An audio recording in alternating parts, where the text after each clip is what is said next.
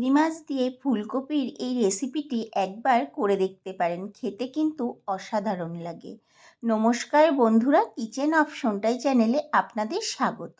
আজকের রেসিপি চিংড়ি মাছ দিয়ে আলু ফুলকপির তরকারি। ভিডিওটি দেখতে থাকুন। আমি এখানে পরিমাণ মতো ফুলকপি এবং আলু কেটে ভালো করে ধুয়ে নিয়েছি। এখন কড়াইতে বেশ খানিকটা তেল বসিয়ে দিয়েছি। তেলটা ভালো মতো গরম হয়ে গেলে ফুলকপিগুলোকে তেলের মধ্যে দিয়ে দেব। এর মধ্যে দিয়ে দেব পরিমাণ মতো লবণ এবং পরিমাণ মতো হলুদ। এখন ফুলকপিগুলোকে ভেজে নেব, বেশ একটু লাল করেই ভেজে নেব। গ্যাসের ফ্লেমটাকে এই সময় লো টু মিডিয়ামে রেখে ভাজতে হবে। যখন ভাজতে ভাজতে ফুলকপিগুলো লাল হয়ে আসবে, মানে এরকম পর্যায়ে চলে আসবে, তখন ফুলকপিগুলোকে আমি কড়াই থেকে তুলে নেব। ওই তেলের মধ্যেই এখন আলুগুলোকে দিয়ে দিচ্ছি ভেজে নেওয়ার জন্য। যেহেতু ফুলকপি ভাজার সময় লবণ আর হলুদ ব্যবহার করেছি, ওই তেলেই ভাজছি, এখন আর আলু ভাজার সময় কিছুই ব্যবহার করব না। আলুগুলোকেও লালচে করে ভেজে নেব। যখন ভাজতে ভাজতে এরকম হয়ে আসবে, তখন আলুগুলোকেও তুলে নেব।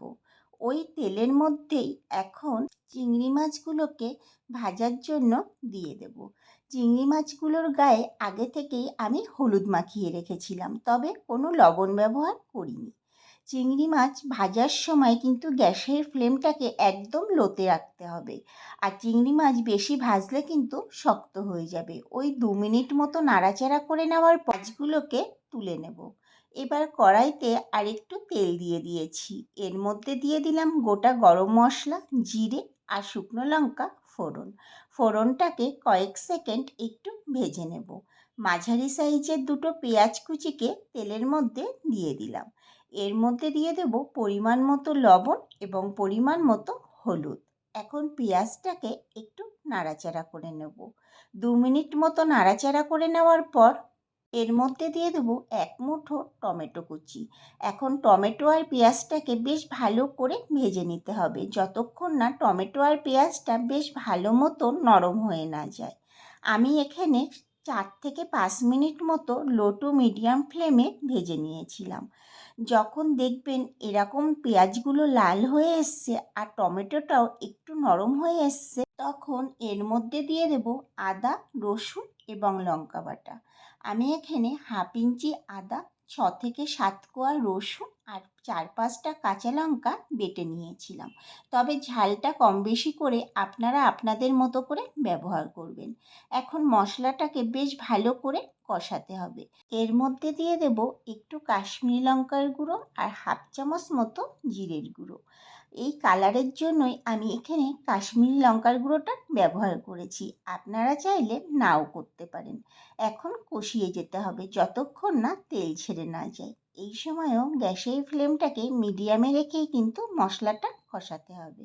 আর যে কোনো মশলা কষানোর সময় একটু সামান্য পরিমাণ চিনি দিয়ে কষালে মশলার কালারটাও কিন্তু বেশ সুন্দর হয়। আমি এখানে আপনাদের 4 মিনিট মতো পর দেখাচ্ছি। যখন এরকম পর্যায়ে চলে আসবে, তখন ভেজে রাখা ফুলকপি এবং আলুগুলোকে দিয়ে দেব আর মশলার সাথে বেশ ভালো করে মিশিয়ে নেব। ফুলকপি আর আলুটা দেওয়ার পরেও আমি 3 থেকে 4 মিনিট মতো মশলাটা কষিয়ে নিয়েছিলাম, যাতে মশলাটা ফুলকপি আলুর মধ্যে সুন্দরভাবে ঢুকে যায়। আমি আপনাদের এখানে 3 মিনিট মতো পর দেখাচ্ছি। আমার কিন্তু এখানে মশলার থেকে বেশ ভালো মতো তেল ছেড়ে গেছে। কালারটা দেখলেই বোঝা যাচ্ছে। যখন এরকম পর্যায়ে চলে আসবে, এর মধ্যে দিয়ে দেব পরিমাণ মতো জল। জলের সাথে বেশ সব কিছু ভালো করে মিশিয়ে দেব। যখন এরকম ফুটে উঠবে, তখন দিয়ে দেব ভেজে রাখা চিংড়ি মাছগুলোকে। এখন কড়াইটাকে আমি ঢেকে দিচ্ছি 10 মিনিটের জন্য। আমি আপনাদের এখানে 10 মিনিট পর দেখাচ্ছি। দেখুন ঝোলটাও কিন্তু অনেকটাই শুকিয়ে এসছে। এখন একটু নেড়ে নেব আর দেখে নেব আলুটা বেশ ভালোভাবে সিদ্ধ হয়েছে কিনা। আমি এখানে দেখে নিলাম আলুটা কিন্তু বেশ ভালো মতোই সিদ্ধ হয়ে গেছে।